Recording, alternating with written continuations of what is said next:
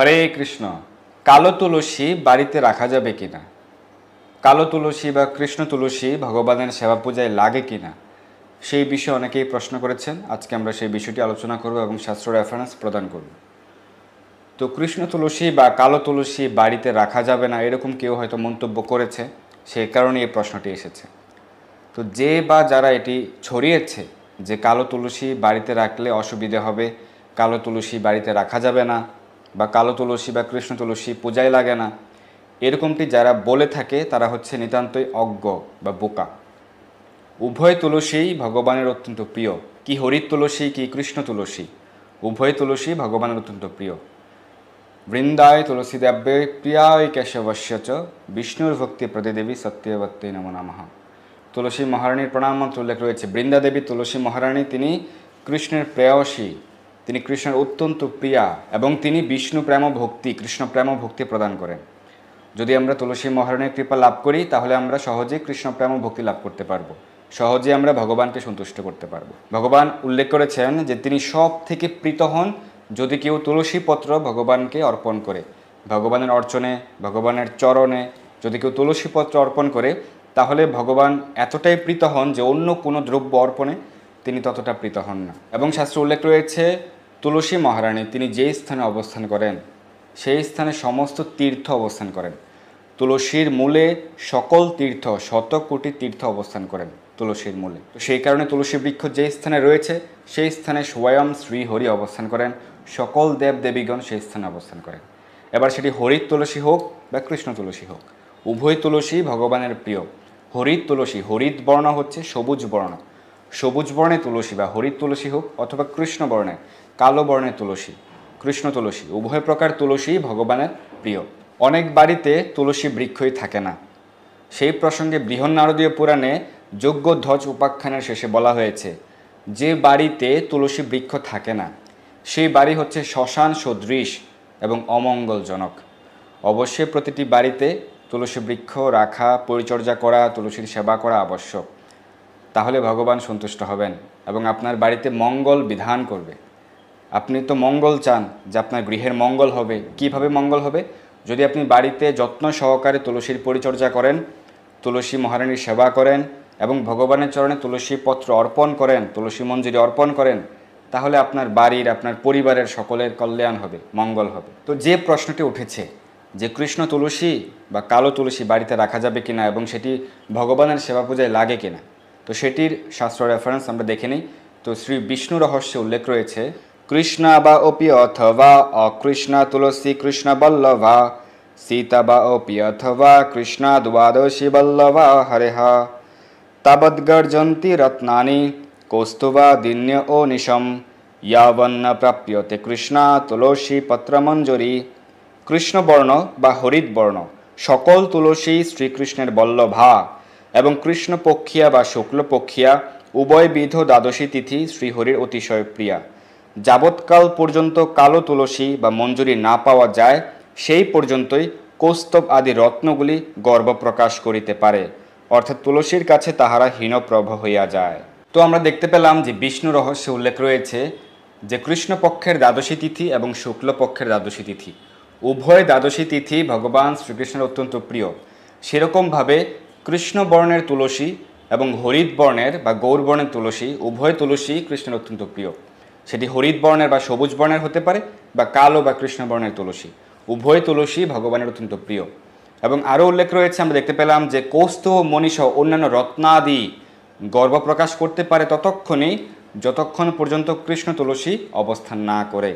তো সকল মণি রত্নাদির মধ্যে সব থেকে দামি হচ্ছে কৌস্তুভ মণি, যেটি ভগবান শ্রীহরি সর্বদা তার বক্ষে ধারণ করেন, কৌস্তুভ মণি। আর সেই কৌস্তুভ মণির প্রভাব কমে যায় কখন? যখন কোনো স্থানে কৃষ্ণ তুলসী অবস্থান করে। যতক্ষণ পর্যন্ত কৃষ্ণ তুলসী অবস্থান না করে ততক্ষণ পর্যন্ত কৌস্তুভ মণি সহ অন্যান্য রত্ন আদি গর্ব প্রকাশ করতে পারে, অহংকার প্রকাশ করতে পারে যে আমি হচ্ছি সর্বশ্রেষ্ঠ। কিন্তু যখনই কৃষ্ণ তুলসী বা কালো তুলসী অবস্থান করে কোনো স্থানে, সেখানে আর কখনোই কৌস্তুভ মুনি গর্ব প্রকাশ করতে পারে না, তার প্রভাব ক্ষীণ হয়ে যায়। কেন? কারণ কৃষ্ণ তুলসী বা কালো তুলসী যেহেতু ভগবানের অনেক প্রিয়, তো সেই কারণে তখন কৌস্তুভ মুনি, যেটি সব থেকে দামি রত্ন, সেটিও তখন গর্ব প্রকাশ করতে পারে না। এরকমভাবে বিষ্ণু রহস্যে উল্লেখ রয়েছে। পদ্মপুরাণের উত্তরখণ্ডের শ্রী বৃন্দা উপাখ্যানের শেষে উল্লেখ করা হয়েছে যে কোন তুলসী, যেহেতু উভয় প্রকার তুলসীর উল্লেখ শাস্ত্রে রয়েছে, এর মধ্যে কোনটি ভগবানের একটু বেশি প্রিয়। দুটি ভগবানের প্রিয়, কৃষ্ণ তুলসী বা কালো তুলসী, আর হচ্ছে হরিত তুলসী বা সবুজ রঙের তুলসী, যেটাকে রাম তুলসীও বলা হয়ে থাকে। তো এই দুই প্রকার তুলসীর মধ্যে কোনটা ভগবানের বেশি প্রিয়, তো সেটি সম্বন্ধে পদ্মপুরাণে উল্লেখ রয়েছে। পদ্মপুরাণের উত্তরখণ্ডের শ্রী বৃন্দ উপাখ্যানের শেষে উল্লেখ রয়েছে, যদিও উভয় প্রকার তুলসী ভগবানের প্রিয়, তন্মধ্যেও কৃষ্ণ তুলসী অপেক্ষা হরিত তুলসী বা যেটি সবুজ রঙের তুলসী সেটি শ্রীহরির একটু বেশি প্রিয়। কিন্তু উভয় তুলসী ভগবানের অত্যন্ত প্রিয়। কেউ এরকম বলতে পারবে না যে কৃষ্ণ তুলসী ভগবান পছন্দ করেন না, কৃষ্ণ তুলসী ভগবানের সেবায় লাগে না, এরকমটি কোনো শাস্ত্রে উল্লেখ নেই। উভয় তুলসী ভগবানের অত্যন্ত প্রিয়, এবং যদি কেউ কৃষ্ণ তুলসীর সেবা করে এবং ভগবানের অর্চনে কৃষ্ণ তুলসী অর্পণ করে, ভগবানের চরণে কৃষ্ণ তুলসী অর্পণ করে, তাহলে তার কি হবে, সে কি ফল লাভ করবে, সেই সম্বন্ধেও বিষ্ণু রহস্যে উল্লেখ রয়েছে। কৃষ্ণম কৃষ্ণ তুলস্যাহি ইউ ভক্তিয়া পূজয়েন নরঃ স ইয়াতি ভুবনম শুভ্রম যত্র বিষ্ণু শ্রিয়াসহ। যিনি কৃষ্ণবর্ণ তুলসী দ্বারা ভক্তি সহকারে শ্রীকৃষ্ণের অর্চনা করেন, লক্ষ্মী সহ বিষ্ণু যেই ধামে বিরাজ করেন সেই ধামে তাঁর গতি হয়। এবং পদ্মপুরাণে উল্লেখ রয়েছে, তুলসী কৃষ্ণ গৌরাভা তয়া ভ্যর্চ্য জনার্দনম নর ইয়াতি তনুম ত্যাক্তুয়া বৈষ্ণবীম শাশ্বতীম গতিম। যিনি কৃষ্ণবর্ণ ও গৌরবর্ণ তুলসীপত্র দ্বারা ভগবান শ্রী জনার্দনের অর্চনা করেন, সেই মানব দেহ ত্যাগের পর শাশ্বত বৈকুণ্ঠ ধামে গমন করেন। তো আমরা দেখতে পেলাম যে বিষ্ণু রহস্যে উল্লেখ রয়েছে, যদি কেউ কৃষ্ণ তুলসী বা কালো তুলসী দিয়ে ভগবানের অর্চনা করেন, ভগবানের চরণে অর্পণ করেন, তাহলে যেখানে স্বয়ং লক্ষ্মী দেবী সহ ভগবান শ্রীনারায়ণ অবস্থান করেন সেই বৈকুণ্ঠ ধামে তার গতি হয়। অর্থাৎ যদি কেউ প্রতিদিন কালো তুলসী বা কৃষ্ণ তুলসী দ্বারা ভগবানের অর্চনা করেন, তাহলে তিনি বৈকুণ্ঠ ধামে গমন করতে পারবেন।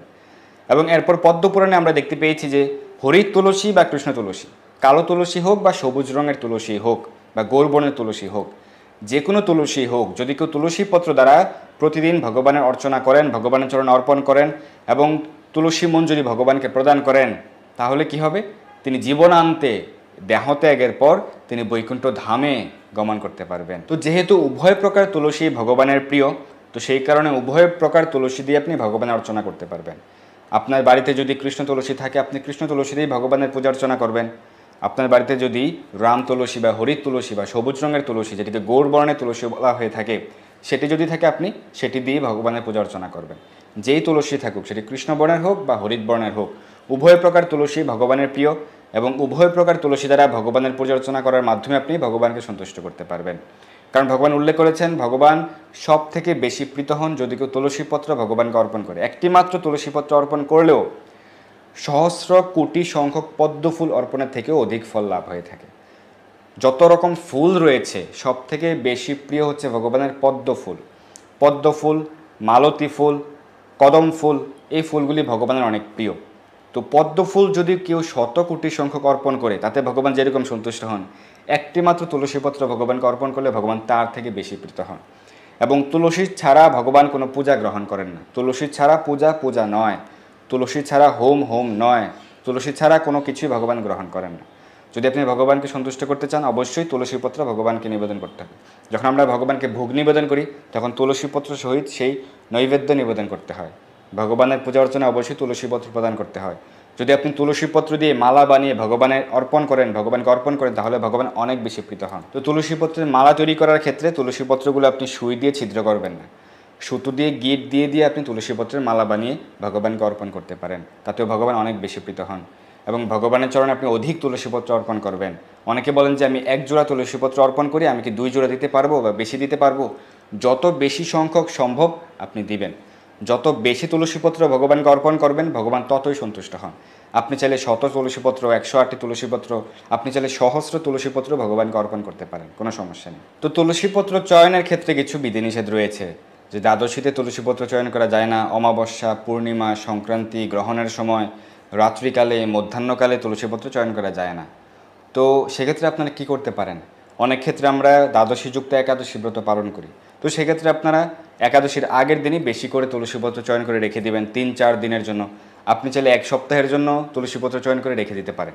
তুলসী পাতা যদি শুকিয়ে যায় তবুও সেটি নিবেদনযোগ্য, সেটি যদি বাসি হয়ে যায় বা শুকিয়ে যায় তবুও সেটি ভগবান গ্রহণ করেন। সেই সম্বন্ধে নারদ পুরাণ উল্লেখ রয়েছে, বর্জ্যম পরিয়োষিতম পুষ্পম বর্জ্যম পরিয়োষিতম ফলম ন বর্জ্যম তুলসীপত্রম ন বর্জ্যম জাহ্নবী জলম। বাসি ফুল ও ফল বর্জন করিবে, তুলসীপত্র ও গঙ্গা জল কিন্তু বাসি হইলেও পরিত্যাগ করিবে না। বাসি ফুল এবং বাসি ফল সেটি ভগবানকে অর্পণ করা যায় না, ভগবান সেটি গ্রহণ করেন না, সেটি বর্জন করার বিধি শাস্ত্রে রয়েছে। কিন্তু তুলসীপত্র এবং গঙ্গা জল বাসি হইলেও তা নিবেদনযোগ্য। তাই তুলসী পাতা যদি শুকিয়ে যায় তাহলে আপনি নিবেদন করতে পারবেন। তাই আপনি চাইলে যেই বারে তুলসীপত্র চয়ন করা নিষেধ, যেই দিনে তুলসীপত্র চয়ন করা নিষেধ তার কিছুদিন পূর্বেই বেশি করে তুলসীপত্রটা আপনি চয়ন করে রেখে দিতে পারেন। এবং যদি কেউ ভগবানের সেবা করে তাহলে তার সকল দেবদেবীদের উপাসনা করার, সকল দেবদেবীদের পূজা করার ফল সে অটোমেটিক্যালি পেয়ে যায়। সকল দেবদেবীগণ সন্তুষ্ট হন। গাছের গোড়ায় জল দিলে যেরকম সম্পূর্ণ গাছটি পরিপুষ্ট হয়, সেরকমভাবে শুধুমাত্র কৃষ্ণের সেবা পূজা করার মাধ্যমে সকল দেবদেবীগণ যে সন্তুষ্ট হন তার একটি শাস্ত্র রেফারেন্স আমরা দেখে নিই। শ্রী বিষ্ণু রহস্য এবং স্কন্দ পুরাণে সেটি উল্লেখ রয়েছে। গৃহীত্বা তুলসী পত্রম ভক্তিয়া বিষ্ণুম সমর্চয়েত অর্চিতম তেন সকলম সদেব অসুর মানুষম। যিনি তুলসী পাতা লইয়া ভক্তি ভরে শ্রী বিষ্ণুর পূজা করেন তাহার দেব অসুর ও নর প্রভৃতি সকলের পূজা করা হয়। অর্থাৎ গাছের মূলে জল দেওয়ার মতো বিশ্বমূল শ্রীকৃষ্ণের পূজায় সকলেই প্রীত হন। অর্থাৎ আপনি যদি প্রতিদিন তুলসীপত্র দিয়ে ভগবান শ্রীকৃষ্ণের অর্চনা করেন, ভগবানের সেবা পূজা করেন, তাহলে সকল দেবদেবীগণ, সকল অসুর, সকল নর, সকল মানুষেরা, সকল পিতৃপুরুষগণ সন্তুষ্ট হন। কারণ ভগবান সন্তুষ্ট হলে সকলেই সন্তুষ্ট হন। আর ভগবান সব থেকে বেশি প্রীত হন যদি কেউ তুলসীপত্র ভগবানের চরণে অর্পণ করেন, তুলসী পাতা দিয়ে ভগবানের অর্চনা করেন, তুলসীপত্রের মালা দিয়ে ভগবানকে বরণ করেন এবং ভগবানের ভোগে তুলসীপত্র অর্পণ করেন। অর্থাৎ আপনি ভগবানের পূজা অর্চনে যদি তুলসীপত্র অর্পণ করেন তাহলে ভগবান সব থেকে বেশি সন্তুষ্ট হন। এবং তুলসীপত্র যে চয়ন করবেন সেই চয়নের কি মন্ত্র রয়েছে সেই মন্ত্রটি আমরা উল্লেখ করছি।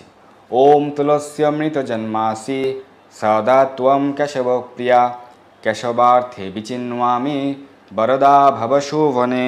এই মন্ত্রটি স্কন্দ পুরাণে উল্লেখ রয়েছে। এর অর্থ হচ্ছে, হে শোভনে, হে তুলসী, অমৃত হইতে তোমার জন্ম হইয়াছে, তুমি সর্বদা কেশবের প্রিয়া, কেশবের পূজার জন্য আমি তোমাকে চয়ন করি, তুমি বরদান করো। তো এই তুলসীপত্র চয়ন মন্ত্র উচ্চারণ করে ডান হাত দিয়ে একটি তুলসীপত্র ও মঞ্জরি চয়ন করে শুদ্ধ পাত্রে রাখতে হবে। অস্নাত অবস্থায় তুলসীপত্র চয়ন করবেন না, অর্থাৎ স্নান না করে তুলসীপত্র চয়ন করবেন না। দ্বাদশী, অমাবস্যা, পূর্ণিমা, সংক্রান্তি, রবিবার, মধ্যাহ্নকালে, রাত্রিতে, গ্রহণকালে তুলসীপত্র চয়ন করবেন না। তুলসীপত্র বাসি বা শুকিয়ে গেলেও নিবেদনযোগ্য। তো যেহেতু তুলসীপত্র চয়নের ক্ষেত্রে কিছু নিষেধাজ্ঞা রয়েছে যে এই দিনে তুলসীপত্র চয়ন করা যায় না, দ্বাদশী, অমাবস্যা, পূর্ণিমা এই তিথিতে তুলসীপত্র চয়ন করা যায় না, সংক্রান্তি, গ্রহণের দিন, রাত্রিকালে অর্থাৎ সূর্য অস্ত যাওয়ার পরে এবং সূর্য উদয়ের আগ পর্যন্ত এই রাত্রিকালে তুলসীপত্র চয়ন করা যাবে না। আবার ঠিক মধ্যাহ্নকালে ভর দুপুরে তুলসীপত্র চয়ন করা যাবে না। তো যেহেতু তুলসীপত্র চয়নের ক্ষেত্রে নিষেধাজ্ঞা রয়েছে, অনেকে মনে করেন যে দ্বাদশীতেও তুলসীতে জল দান করা যাবে না, একাদশীতেও তুলসীতে জল দান করা যাবে না, এরকমভাবে অনেকে মনে করেন না। এই নিয়মটি শুধুমাত্র চয়নের ক্ষেত্রে, পত্র চয়নের ক্ষেত্রে প্রযোজ্য। বাকি সব কিছু আপনি প্রতিদিন করতে পারবেন। প্রতিদিন আপনি তুলসীর পূজা করতে পারবেন, প্রতিদিন আপনি তুলসীতে জল দান করতে পারবেন, একাদশী সহ প্রতিদিন তুলসীতে জল দান করতে পারবেন, প্রতিদিন আপনি তুলসী প্রদক্ষিণ করতে পারবেন, তুলসী প্রণাম করতে পারবেন, তুলসীতে দীপদান করতে পারবেন, প্রতিদিন আপনি তুলসী পত্র দিয়ে ভগবানের পূজা অর্চনা করতে পারবেন। তুলসী পূজা বিধিসহ আরও অনেক বিষয়াবলী নিয়ে আমি আলোচনা করেছিলাম, তো সেটি আপনি পাবেন।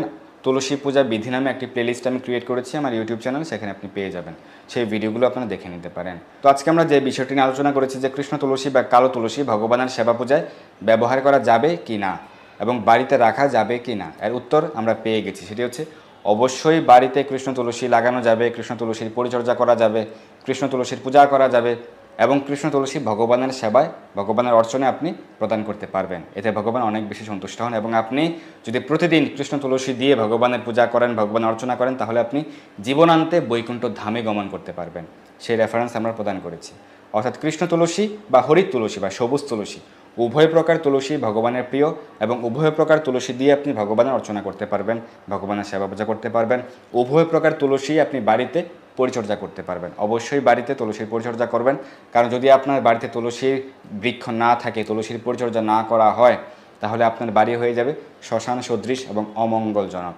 তাই অবশ্যই আপনি তুলসী মহারানীর কাছে কৃপা প্রার্থনা করবেন, কারণ তিনি কৃষ্ণ ভক্তি প্রদান করতে পারেন। যদি আমরা তাঁর কাছে প্রার্থনা করি, হে তুলসী মহারানী, আপনি আমাদেরকে কৃষ্ণ প্রেম ও ভক্তি প্রদান করুন, যেন আমি সর্বদাই ভগবান শ্রীকৃষ্ণের সেবায় যুক্ত থাকতে পারি, তাহলে তিনি কৃষ্ণ প্রেম ও ভক্তি প্রদান করবেন। এবং অনেকের পরিবারে কৃষ্ণ ভক্তির ক্ষেত্রে বাধা রয়েছে, যে আপনাকে জপ করতে দেয় না, ব্রত পালন করতে দেয় না, শ্রীমদ্ ভগবদ্ গীতা যথাযথ পাঠ করতে দেয় না, ভগবানের পূজা করতে দেয় না, নানা রকমভাবে আপনার পারিবারিকভাবে অনেক বাধা প্রদান করে পরিবারের লোকজন। সেক্ষেত্রে আপনারা তুলসী মহারানীর কাছে প্রার্থনা করবেন। প্রতিদিন তুলসীতে জল দান করবেন, ভগবানের চরণে তুলসী পত্র অর্পণ করবেন, তুলসী প্রদক্ষিণ করবেন এবং এরপর তুলসীকে প্রণাম করে তুলসী দেবীর নিকট প্রার্থনা করবেন, হে তুলসী মহারানী, আমার কৃষ্ণ ভক্তির যে সকল বাধাগুলি রয়েছে সেগুলো আপনি দূর করে দিন। আপনি আমাকে কৃষ্ণ ভক্তি প্রদান করুন এবং আমার পরিবারও যেন কৃষ্ণ প্রেম ভক্তি লাভ করতে পারে, আপনি সেই রকম কৃপা করুন। তাহলে দেখবেন খুব শীঘ্রই আপনি কৃষ্ণ ভক্তিতে যুক্ত হওয়ার সুযোগ লাভ করবেন, সকল অনুকূল পরিবেশ আপনি লাভ করবেন। ধন্যবাদ সবাইকে আমাদের সঙ্গে যুক্ত থাকার জন্য। ভালো থাকুন, সুস্থ থাকুন, সর্বদা কৃষ্ণ ভাবনায় থাকুন। হরে কৃষ্ণ।